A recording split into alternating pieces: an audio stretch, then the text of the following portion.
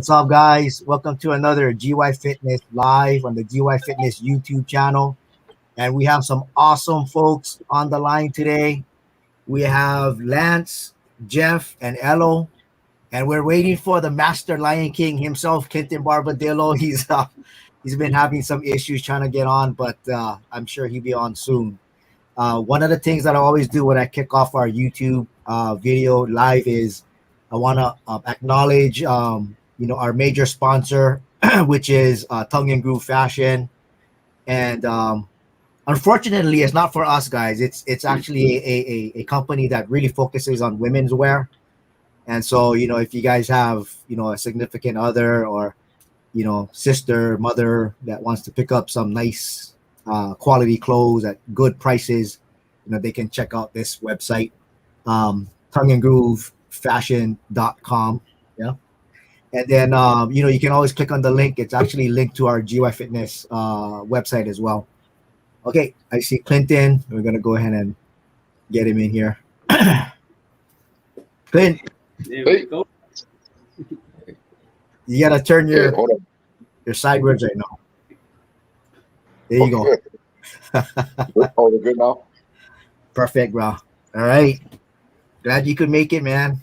Everything okay? Yeah, everything is good. Nice. You got the link to the email. I sure did. Yeah. Something Okay. It just wasn't going through the IG. Oh, okay. Okay, I got you. Okay. One of the things I want to also do too is I want to, I know a lot of you guys on the line is sponsored by 808 Hardcore Nutrition. So I want to give a shout out to Peter and Suzanne Lanting. Clint, I know you're also sponsored by Global Formulas, so I want to give a shout out to them as well. Appreciate that. Yeah, one of the things that we all know is that Peter he's fighting, COVID-19 right now, and he's been in the hospital for quite some time. So I just want to send our prayers out to Peter and let Peter know that we all love him and wishing him a speedy recovery. And then we'll see him soon. So I know he's fighting hard and everybody's praying. Peter's like a brother to everyone, right? He's been around the fitness industry, and Clint, you've known Peter for many, many years too now. So, I know it's really close to home for you. Yeah, I've known Peter over 35 years now. And it's pretty tough. Me and Tracy have been praying for him daily and trying to get all the insights from Suzanne as much as we can. Yep. Okay, so Peter, hang in there, man. We all thinking about you every day and sending you our love and our blessings, buddy. Yeah, love and blessings. So we have the what did you call them? The Lions. I love it. We have the Lions crew. So if those of you guys who are watching don't know, these are all men's physique competitors, right? And they all compete in men's physique. They've been doing it. I don't know who's the most veteran guy on here. Is it you, Lance? Out of us three, I think so. Maybe between me and Elo. Not too sure. Okay. Yeah. Okay. Cool. Let me kick things off first because Clinton, what I told them earlier, the boys earlier, is that I wanted to touch on each and every one of you, just so that we could kind of get to know all of you, right? I'm sure a lot of people have seen you guys on stage. A lot of people are pretty interested to hear like your journey, how you guys came into competition, and what's a lot of people see you guys on Instagram, but they don't know like the real life story, right? I mean, that's usually how social media works. It's like everybody sees all the glorious things, but they don't know what all the challenges that we go through. But it's always good to put things into perspective, right? Yeah. Lynn, I was doing some research on you, buddy. Bad Boys Club, BBC. Come on, man. Tell us about that. Back in the 1980s and 90s. That's where I actually met Peter during entertainment. We were just a boy band trying to come up in the world. We did some recording. We got signed to Epic Records. But it lasted for about a good 4 years. And then, things just kind of, that business is hard. It's a very up and down type of business. Yeah. So, at some point I lost interest and moved on. Mm-hmm. Were you part of so I think the BBC they went on and they migrate into TNG, the new generation? Yeah. So what happened was the British Broadcasting Company, uh, they gave us a warning because using BBC, right, as a logo. So we changed our name to the new generation, and then from there, yeah, that's where we carried on as long as we could. I actually left the group first, and they left Warner Epic, and they got signed to Warner Brothers, and then they made a go at it from there. But like I said, that business, they got people like Madonna on their label. I mean, who they prioritize. So it's a really rough business for them as well. Yeah. What's some of the major hits you guys came out with? You remember? Say that again. What are some of the major song hits you guys came out with? We had "Make This Dream Real." "Heartaches and Heartbreak" was one of the biggest ones, and then of course we had "Sexy Lady." It's one of our faster songs, but we focus more on ballads. Okay. You wanna sing "Heartache and Heartbreak" for us real quick? Not gonna happen. No. Let me ask you this question. So Clint, I was actually, when you go to, and I bet you Jeff, Lance, and Elu is probably gonna do this after we hang up. But if you Google Bad Boys Club, right, and you click on images, you're gonna actually see Clinton. How heavy were you when you were like? Come on, how heavy were you? Like you're tall and you look skinny. Like how heavy were you when you were in that club? Oh, I was like a $130, man. Oh man, Dancing, rehearsing 12 hours a day, and yeah. it's a lot. Is it just as you have to be just as dedicated as you guys are when you compete? Oh yeah, actually, yes. I mean, it's like anything else. You got to live it 24 hours. I mean, you eat it, you breathe it, you live it. Dedication. It's a lot of dedication and sacrifice in that industry as well. Okay, let's pivot. Let's get to your fitness competition and your fitness journey, which in my mind it was just like on fast forward, right? And the reason why I say that is because I mean your boys probably know this, but I don't know if everybody else that's watching knows this. But when you came into the competition scene, it was like boom and boom, right? So, and you know what I'm talking about, yeah. So Okay. tell us about that, Clint. Um, well, the story is that I got together with Tracy, as you all know, and she's been competing. I've always loved the gym. I've always been in the gym. I never ever thought about competing. So I flew up with her in 2016 to Pittsburgh, and she did the Masters Nationals there. And I guess I kind of got an idea struck. I like the vibes. And of course, it was more like a bucket list thing. Oh, I want to try and see if I can compete. So we came back, we talked about it, and she introduced me to Arle. And I was just actually curious about it. Let's do a show. But obviously she wanted to give me the best. So she brought me to Arle, and he he wanted me to have some stage time. So he suggested that I did the Ikaika in Masters Division. And then at the last moment, I guess they had opened up crossovers. So we thought about it. He was like, I don't want you're going to compete with the young guys. I don't want you to, get your mind all messed up before you go to Pittsburgh. And but immediately we agreed, let's do it. So that's where it all started from that show. And then 5 weeks later, of course, we flew up to Pittsburgh together, and Tracy and I, we got our pro card at the same show. And then I was like, oh, you know what? I just, engaged in a whole new monster, And so from there, I had a crash course. I mean, as you know, and that's where it all started. I mean, my mindset was like, oh, I mean, I really have to prove that I belong there, because I was still kind of shocked myself, to be honest. Like, whoa, did this really happen? And so that's what happened. I just trained harder and harder and wanted to convince myself that I belonged on stage at a pro level. Do you think that? Do you think that? Do you regret?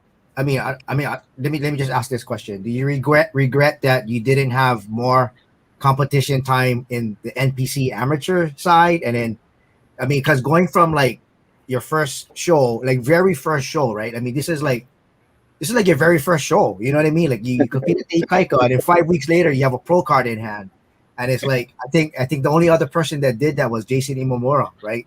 So it's Right. like, do you feel like, or do you have any regrets, like wanting to compete more at the amateur level, and then because it's like you said, right? You once you got to that pro level, like it was a different caliber, right? So it's like now it's like, oh man, it's like going from surfing 2 foot waves to surfing 100 foot waves, right? Well, I think for me, I always believe things happen for a reason. So if you give me the ball, hand off the ball, and I'm going to run with it and just give it the best I could. But I don't have any regrets. It happened that way for a reason, and I knew, I got my pro card at 47. I'm not no spring chicken, so I knew my window was going to be small. So whatever I could do, as long as I could do it, was my attitude. Mm-hmm. Yeah, But no, yeah, I no regrets. good. Yeah, I mean, I think it's like you said, right? I mean, if the football is given to you, just take it and run. You know, Yeah, and the flip side is true too, right? I mean, you have guys that try their entire life to get their pro card and they never get it, right? 20 years, they keep trying and trying, and then they just don't do it. And then on the flip side, you get guys like you that do one show and then boom, you get your pro card. So it's like it's to me it's like the extreme, right? But yeah, it's an interesting story to say the least, right? So it's good yeah. stuff. Tell us about, so after you get your pro card, tell us about the competitions after that. Where should we start? Um, The my next one. debut, my Yeah, the debut. debut. Hmm. So I was telling myself I'm gonna date. The Hawaii Pro came up, and to me it was like, whoa, it's in Hawaii. And I told myself I'm gonna do my debut in Hawaii. If I place in the top five, and I remember telling Tracy this, if I place, then I'll continue to compete. If not, um, it's if I wasn't gonna just keep doing shows just to do shows. But so that's what led to me my continuing. And then after that, what did you do after that? Because I know because Um, you placed was what, the top three at the Hawaii Pro. I did top three there, and then from there we went to Vancouver, Tracy and I, and it wasn't a good look for us. We had a lot of speed bumps along the way. Tracy was actually she competed uh, as she was sick. She actually had pneumonia, so it was a rough road up there, and so we had to regroup after that show. We didn't do so well. We regrouped. Um, of course, you always want to beat your last show, and this sport, that's what you do, right? You want to get better and better. You don't want to go backwards. So of course, I worked harder and harder, and then we went to Japan. Hmm. Japan, I think I got uh, fourth place. So that gave me my two top 5 placings, which qualified me for the Arnold. And I remember coming to you, Greg. Hey, man, the Arnold. I mean, it's a big show and this and that, and like almost felt like I was. Am I worthy of this show? And I remember talking to you about it as well, and you're like, dude, you got to do the show, like. And so IG popped up, and I think it was Hardcore. They were congratulating me, for being invited. And then I was like, okay, I guess I got invited to the Arnold. Let's go, so Mm-hmm. I did the Arnold. Again, it wasn't my best showing, and it was the biggest show, which I really wanted to do well, but like I said, it wasn't my best showing. Um, Again, came back from that. I was a little hurt. Um, you know, so I again wanted to redeem myself. My plan was I'm gonna go back to Japan, hopefully get another top 5 placing, go back to the Arnold and do better. That's all I wanted to do is have a better showing before I left. So we went back to Japan, and out of the woodworks, there was so many guys. I mean, they were all phenomenal. And so to me, this was my best showing, um, you know, to date. Uh, and I didn't get the first call out on that one, but Tracy and I were like, you know what, we'll take this. If you work that hard, and this is what I brought to the stage, couldn't get me the call out. I was like, you know what, I'm okay. You know what I mean? Because that just told me that these guys are that much better. And that's the thing about the sport. There's always, no matter how well you do, you're winning daily, you're giving your 100%. You cannot control the other athletes, their genetics, you cannot control the judges. All you can do is do your very best. So, with that said, I was okay with 10th place. Yeah, I'd be okay with that too, man. Because I know you're standing next to some pretty good guys. I remember you telling me who was there in the lineup. So, it wasn't like guys that didn't have experience, right? I mean, so you're standing next to some of the best. I think one of the things that we talked about, because I don't know if most of you guys know, but whenever me and Clinton get together, we chat for like hours, bro, and we just keep talking. But one of the things you told me that made a lot of sense, and I've held this dear to my heart ever since you told me this, because I'm trying to apply this to every aspect of life too. Is that you said every day, if you feel like you won every day, then you're winning, right? Like everything you do, like if you feel like at the end of the day you won and you go to sleep and you go to bed and you won that day, or you feel like you're a Yeah, winner for that day, then every day is a win, right? And it doesn't matter what place you come out to at the end of the day. You know what I mean? It's just a placing, right? But if you do absolutely. everything you have to do, right?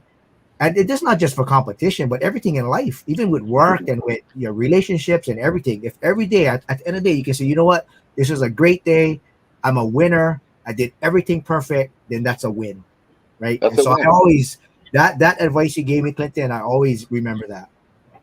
Thank Thank you you. for that. Thank you. All right, so crazy journey, Clint. I mean, like I said, man, it was like fast forward for you.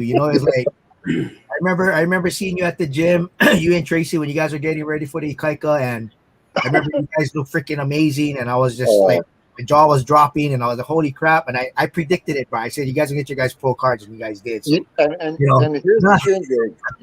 You said that, and when you said that, I was like, I don't know what I felt, but I was like, you're not talking about me. You know what I mean? But of course, other people see things differently. Like Eileen and Tracy, for her eyes, she just has the vision. And with all my athletes and everything you see here, all of the boys here, it all starts from her. it trickled down from her to me, and of course she's hands-on with everybody we see here as well. So it's not it's a team effort on for both of us. Mhm.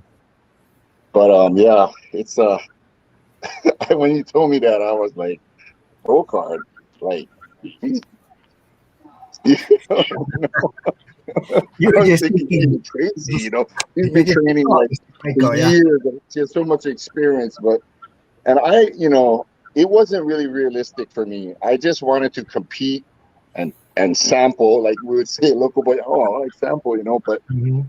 and it, I think it was God's plan, and like I said, this whole journey for me and Tracy, it's not about us.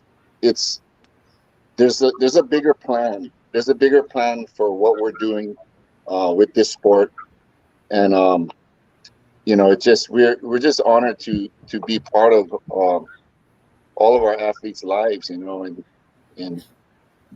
it's an amazing ride, Like I said, the whole bodybuilding journey. There's Mhm. much more to it than just bodybuilding and competing, winning or losing. There's so much to learn from this sport. I mean, the discipline, the consistency, the hardships, the sacrifices. I mean, it's this sport, if any, to me, uh, it's one of the hardest sports. You know. Mhm. Yeah, I can't agree with you more, more than what you just said. I think, like for everybody on the line here, right? I mean, you guys all compete. You guys all know what you guys have to go through in order for you to get ready, to be competitive, to get on stage.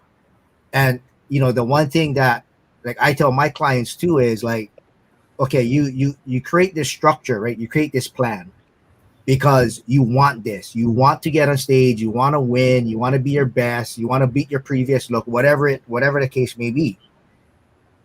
Apply that same concept to your job. Apply that same concept to a business, and guess what? You'll be super successful, right? Yeah. But some of us guys, we're just so tunnel vision, right? It's just like, okay, you know what? Let me just focus on the competition and kick ass, and then let me just let the job go to shit, right? But it's like, you know what? Figure out a plan where you can do everything, but have that same focus that you have on competing. And if you just apply that to, like, even if you're in college and your education or whatever, I can guarantee you're gonna be successful. Guarantee, because nobody works harder than you guys online right now. Like, honestly, right? Nobody knows, because nobody knows how hard you guys work when you guys get ready for a show. They only see like the after effects. They don't know all the blood, sweat, gut, and tears you guys went through. So but anyway, that's my soapbox for today. All right, let me jump over to Lance. Okay, Lance. So take us back to your first show, and how was that experience? And first and foremost, how did you and Clinton get together? Okay, so my first show was actually the Paradise Cup. I had my friend, a good friend, coach me through that, and that was like my first experience. Didn't know what I was doing. Just I wanted when Men's Physique came out. I was like, I that was my thing. That was my jam. Like when I seen it, I seen Jeremy Buendia, all these top guys, and I was like, oh, I like that look. And when they came out with that category, I was like, this is the category I want to do. So I mean, I did the Paradise Cup, and I believe it was the very last Paradise Cup. I did that show, didn't do so well, but I mean, it was my first experience. I loved it, and I fell in love with the sport. And then after that, Chandra came up, and I believe I wanted to compete in the second Chandra. So I'm not too sure if it was 2017 or 2018. Can't remember. 18. Yep. But yeah, so actually, to be honest, I wasn't even gonna do that show. But what pushed me was my first show.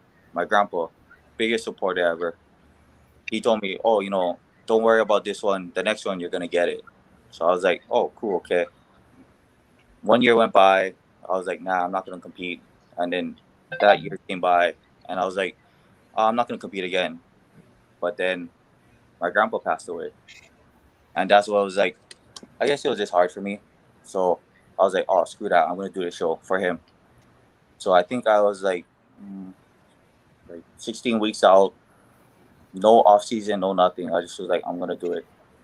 So I jumped into it, and I think it was around my ninth week out. Not many people know this, but I tore my labrum. Before I met Clinton, I tore my labrum in my shoulder, and I never told nobody. And then I met Clinton, and then I was like, "Hey, I'm still gonna go through with this. Screw this. I'm gonna do whatever it takes." Because this is I dedicated it to my grandpa, and I was like, no matter what, I'm doing this show. So I met up with Clinton 7 weeks out. That was the first time I met him 7 weeks out, and he was posing me, and then we were talking, and then I remember that day too, and then he was just telling Tracy like, "Bro, if I could get this guy for 7 weeks, bro, I think we would do." And then so Tracy was like, "No, he already has a friend helping him," and he was like, so they were going back and forth, and then Clinton just ended up asking me one day, was like, "Hey, what if I take over your dieting, your prepping, everything for this last 7 weeks? Would you be okay with it?" I was like, "Oh, I'm down for it. Let's do it." So 7 weeks out, he took over everything, and man, I never would have thought my physique would change in 7 weeks that crazy. But yeah, everything, dieting, everything changed. Then I was just like, "Oh, this is getting serious. This is something different for me." So 7 weeks, took it over, and we ran with it. Sean Ray, we did it, and yeah, I mean, I did good. I placed first in novice, and I placed first in my open class, and that was a good experience for me. That was like the best experience for me. And like I said, like torn labrum, that didn't stop me, because yeah, I mean, I did it for my grandpa, and it was just it was on. It was crazy. But yeah, I mean, after that, I took a break because I knew I had pain in my shoulder. So that was when I got it checked out. And then that's when the doctor was like, "Oh, you dislocated your shoulder and you tore your labrum." And he was like, "There's two things we could do with it." He's like, "We can either do surgery, which is going to take you out for a year, or you can try live with it." And I was like, Nah, we got plans to do national, so screw that. I'm gonna live with it." I was like, "I'll get it fixed later on." So I went to PT, did that for like 6 months, and while we are going to PT, we're prepping for Pittsburgh, and Pittsburgh, that's a whole nother level. National stage for me was just a whole nother level. It was a eye opener for me, and you know, I'm glad I, I'm glad I experienced Pittsburgh and I did a national show, because it got me ready for my future in the sport, and it just made me more hungry. And yeah, pretty much that's just how everything started, and it's how it's going. You know, so thank you, Lance. I just want to kind of go back to when you're talking about Clinton taking you on at 7 weeks out. I can tell you this: Clinton is not going to take on anybody unless he knows that person has potential, right, Clint? So like by him looking at you, because I would never take anybody if they called me and say, "Hey, can you take me on?" I'd be like, "Hell no," But Clinton must have saw something in you that like sparked his interest, and he probably knew deep down inside that you had the potential to become a champion, and that's why he took you on. But Clinton, I don't know what do you think, man? That's just my opinion. Um, no, you're absolutely right. But it wasn't just his physique. Um, I look at the mindset and what is the reason why they want to compete and what do they want out of it. Each one of them want to win. So, and Lance, it was his focus was it's like a carbon copy of how I am. Tracy tells me this all the time. He's like you when he focuses, and I think um, that's what really got me. And I was from as soon as he said yes, everything was 200%. Mm-hmm. And yeah, I was getting ready for Japan at the same time, but I didn't feel, the when I was prepping him, I didn't feel the effects of my prep because you know how the mind works. It was just totally occupying. But yeah, it was at first it was the mindset, and then everything else just followed, and he was exactly even more than what I expected. And that's important, right? Mindset, and because the mind pretty much controls everything else at that point, you know. Yeah, yeah. Lance, did you ever get your labrum repaired, or are you still kind of living with it? I'm just gonna live with it as long as I could keep competing with bodybuilding. I'm gonna live with it. Uh, I mean, yes, I do have some pain sometimes, but for me, I mean, I love this sport and I don't wanna leave this sport. And I know I'm gonna have to repair it someday, but for me, it's if it's bearable, I'll give it whatever I can. I mean, no matter what, like Clinton said, for me, my mindset is if I'm gonna do something and I'm gonna do a prep, injury or not, 200%, hands down. Yeah, and that's what Clinton's talking about. That's the mindset, right? I mean, most people would curl up in a ball and die from the pain, but Yeah. and you're training and you're hitting that, and it's probably painful, but you're just pushing through it, you know. And a lot of people wouldn't understand that, right? A lot of people would be like, "Oh, you're crazy," you know, why are you doing that? But then my response to them is like, "No, you guys crazy because you guys don't even go to the damn gym, so you guys are mental, right?" And I think, you know, I don't think because I know Clinton was running through some injuries and some things too, and he still pushed through, you know. So that's the same mindset, right? I mean, everybody's going to experience challenges, and it all depends on how you deal with it, you know. So hats off to you, Lance. I mean, I think what's your next step? Like, what's the next goal for you? Um, for me, honestly, I after Pittsburgh, I experienced national level, and my mind's always been on a national level, and like how you said and how Clinton said, our main goal is to show up to every show improved. You don't want to show up looking the same. If you're gonna show up looking the same, then why do it at all? But for me, that's me personally. But for me, it's like the next show I do, I just I want to make sure I make a statement saying that I improved. I came and I put in the time, I put in the work, I followed my diet, I did my cardio, and it shows on stage. So for me, I mean, I've with COVID, with everything, I tried my best to stick to it and be persistent, but with COVID being the way it was, it's hard to find a gym. But now that the gyms are open up, I give it my 200% because I know when it's time to compete, I'm going to be ready. And, I'm maybe looking at 2022, 2023, make another round. Yeah. Mm-hmm.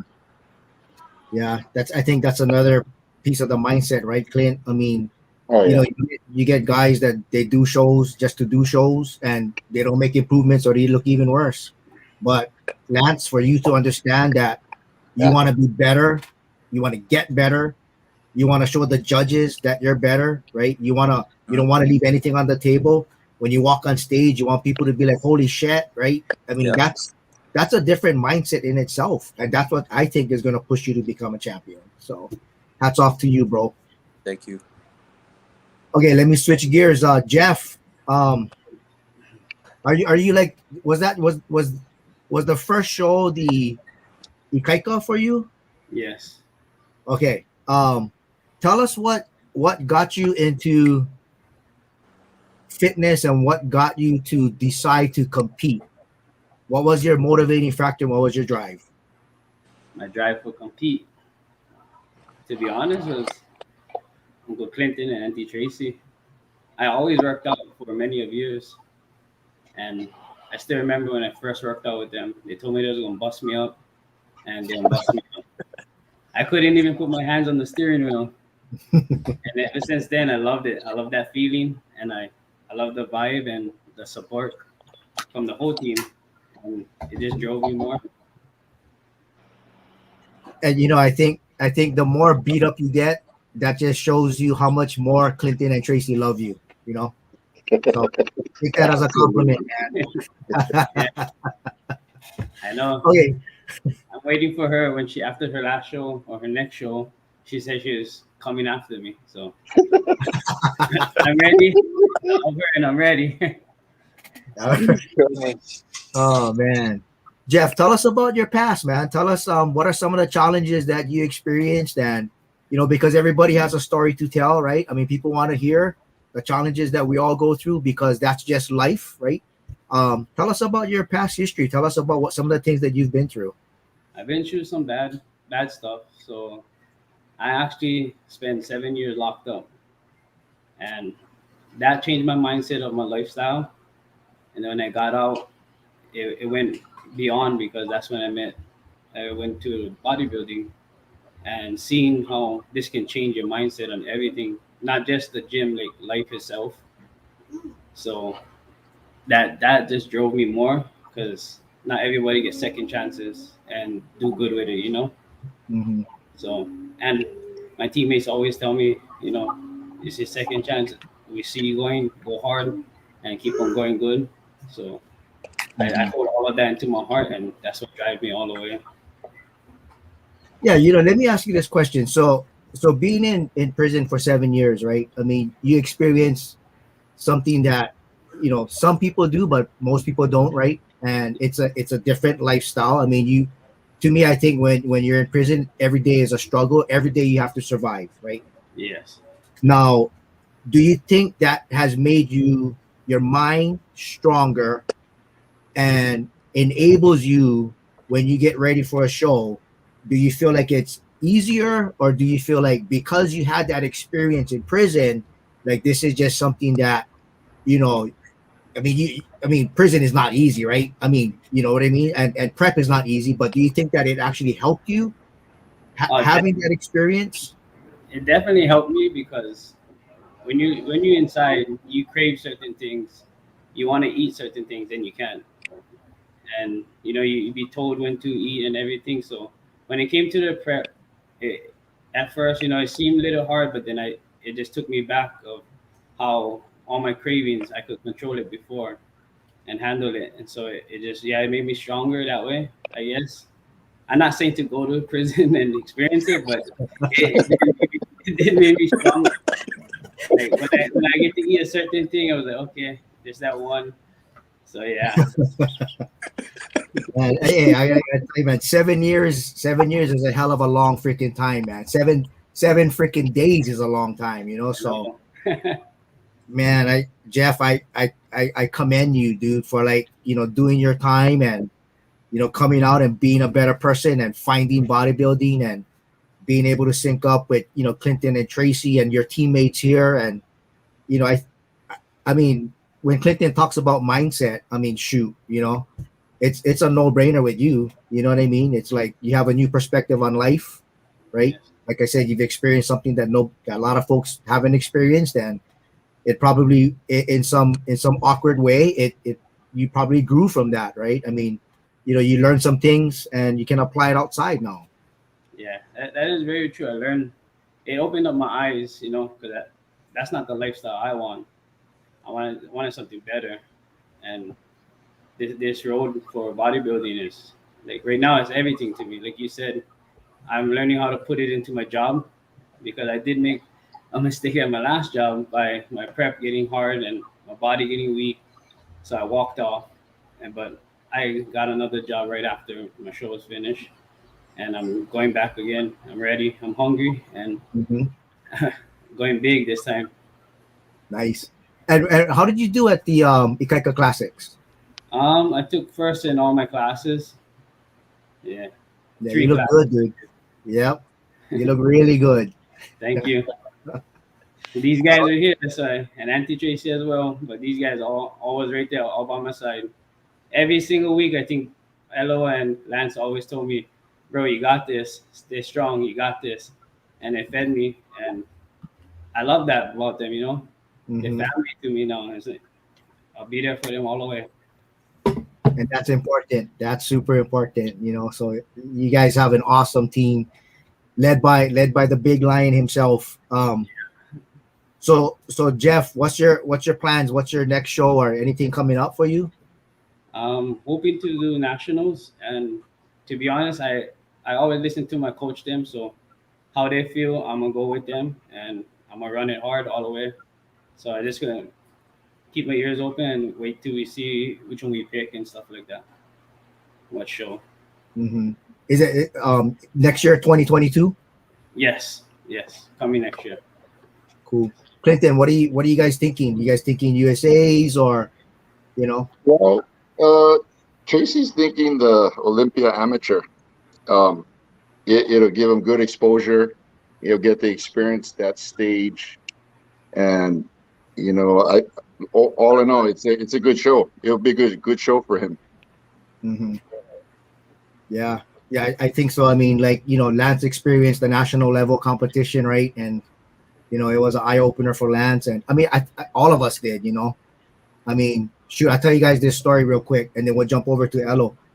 So in 2012, I competed in my first nationals, the muscle contest, USA's in Las Vegas, and it was I was there, Mike Ralar, Mike Kawasaki. We all flew up together, right? And we all do bodybuilding, and so we're in the pump up room in the back. And back then in 2012, they put everybody in one room. The women, the men, the bodybuilders, the bikini girls, the women's, everybody was just in one room, right? And so me and Mike, we're sitting down, and behind us there's mirrors, but we're sitting down talking. I had my shirt off, I was ready to pump up and stuff, and I had my hat on just like this. And when you have your hat on, you can only see so much. You can't see like all the way up, right? So I'm talking to Mike, and this person walks up and starts posing in the mirror behind us because there's the mirror. And I'm looking at her at the quads. I'm like, holy shit, look at these quads, yeah. I'm like, bro, I hope this person is not in my class. So I look up. It was a lady. It was a female bodybuilder. So I told Mike, I said, Mike, can you do me a favor? He's like, yeah. Can you pass me my shirt? I put my shirt back on. I was embarrassed. And then who else was there? Norman Aliong was there too. Oh, yeah, remember Uncle Norm? So he was there. And I'm walking up on the side, and he's running. He's sprinting down the hallway, right? He's sprinting down the hallway. He was a light heavyweight. He's sprinting down the hallway. He was like, Norm, where are you going? He goes, oh, my class is on stage. My class is on stage. I was like, dude, that's the welterweights. He thought that was the light heavies because they're so much bigger. He's like, what? I was like, yeah, that's the welterweights, but you get 2 more classes after you. And it's just a different freaking. It's just different from the local shows, right? So but don't let that deter any of you. What that tells you is you just got to work harder, right?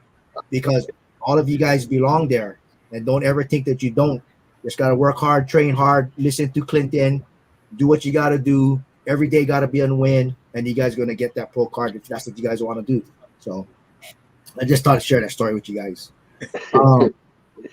Okay, Elo, let's talk about you, man. So how did you and Clinton hook up? I think so. I did my first show in 2017, and then I did pretty well So I was I think I was about maybe 18, I think maybe 19, and I did fairly well. I caught the bug, but I knew I had to put on a lot of size. And then my second show again was a 2018 Stingray Classic, and then I met Clint and Tracy during a posing session. They posed me for my second show, and I did fairly well again that show. And then I just got really close to them when I was while they were posing me. And then I think I was talking to them about like deciding to do another show, and they decided. I asked them if they would coach me for my third show that year, my third show, and it was a Ikaika Classic. And I think that was like maybe 10 weeks out. So they prepped me for that show, and then they continued to prep me for the rest of the shows I did. And then I did another show this year. It was the Maui Classic, and then I placed first in my class. Wow, nice, man. How many shows you did so far? 4. I did 4. 4? Mm-hmm. Yeah, I took a long layoff because of the military. Oh, okay. So you're in the military. Yeah, I was. I finished my 6 years and then I got out. Oh, okay. Yeah. So your first show was when you were 19 years old, 18 years old?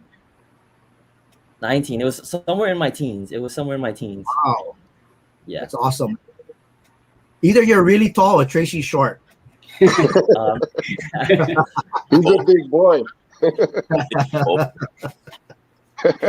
Love you, Tracy. I only kidding with you. You know that. So Ella, what's your plans? Like, you guys got any shows coming up next? Not anytime soon. I've actually got accepted to a medical program, so I'm gonna be away for 2 years from the sport. But I've been training when I can. I've been going to the gym as much as I can. My diet honestly hasn't been the best, but I would say 70% has been clean. I haven't put on a lot of weight after my show, but I'm gonna try my best to stay as in shape as possible, so that when I do come back after 2 years, it's not like, oh, what happened to you? Like, oh, we need to restructure everything kind of thing. But I gotta focus on my school first and start my career, and then I'll come back to the bodybuilding scene again. Yes. Mm-hmm. What are you going to school for? Respiratory therapist. Nice. And you know what? We need them, especially now. Yeah. Especially when what's happening now. There's a huge shortage, and they're all burnt out. And I think the timing for you is perfect. I think if you apply what you learned from Clinton and Tracy, right, with getting ready for shows, and you apply that to school's gonna be a breeze, man. It's gonna be quick and fast. Yeah. So when you get your respiratory therapy degree, are you planning on working here in Hawaii? I would like to, because home is who would want to leave here, Mm-hmm. But wherever needs me, I know, like, wherever I go, Clint and Tracy will always be there for me. I will always have their numbers, and I know they're always down, they'll coach me anywhere, basically. Mm-hmm. Yeah. So let me ask this question, Jeff, Elo, and Lance. When you do your first show, right? A lot of times people say, I'm just going to do one show. I'm not going to do anything else after this. I'm a one and done kind of thing. Did you guys, after your first show, did you guys already know that you wanted to compete more? Or was it like you got the competition bug bit you, and it's like, damn, I want to do more? Like, what was your guys' experience? Now, I wanted to do more. I'll let go as far as possible into my body breakdown.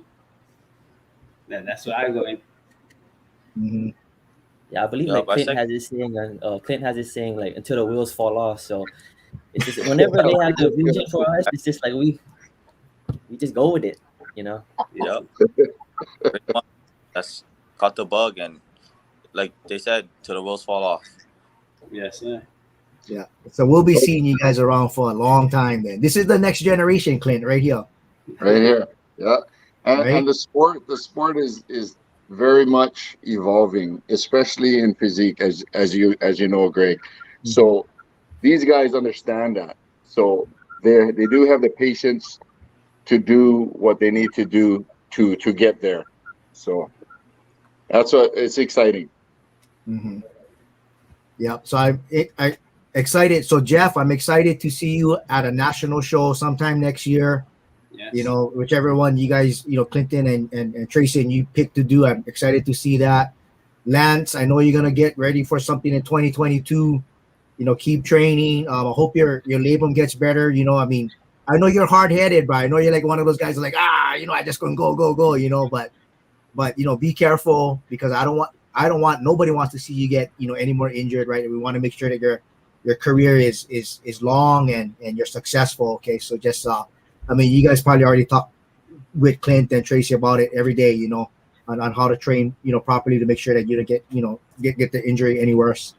Hello, respiratory therapy. If I ever get admitted to the hospital, hope you're there so you can take care of me, buddy, because we need the Hopefully not. Yeah, I don't see anybody in the hospital. Maybe you can help me with my CPAP. My CPAP. Okay? Clinton needs to get a new upgraded one. I'll help you with it. All right, guys. Well, we're getting to the hour. I don't want to take any more of your Sunday away, but thank you guys for joining, and thank you guys for sharing your stories, man. I think it's important for the people out there to know who the competitors are in Hawaii. Everybody sees you guys on Instagram. They see you guys on stage, right, Clint? So, I think this is the platform where we really want to showcase our Hawaii athletes and show them, that you guys are amazing athletes, and you guys take things to the next level, and you guys all have lives too, right? We all have challenges. Jeff, you had a huge challenge, right, for 7 freaking years. Yeah. Lance, I mean, shit, you're pushing through an injury. Elo, you're continuing your education, going to be a respiratory therapist. So there is life beyond competition and bodybuilding, right? There is life, right? This is not just all what we do. We all have lives, we all have to live. So I'm glad that you guys are able to tell your stories. And who knew that Clinton was part of the Bad Boys Club, right? 130 pounds, 6 feet something, 130 pounds, singing and dancing back in the 80s. And you guys had a lot of groupies, right? My memory is a little foggy right now. But hey, Greg, I just wanted to say from all of us to you, thank you for what you're doing for the sport.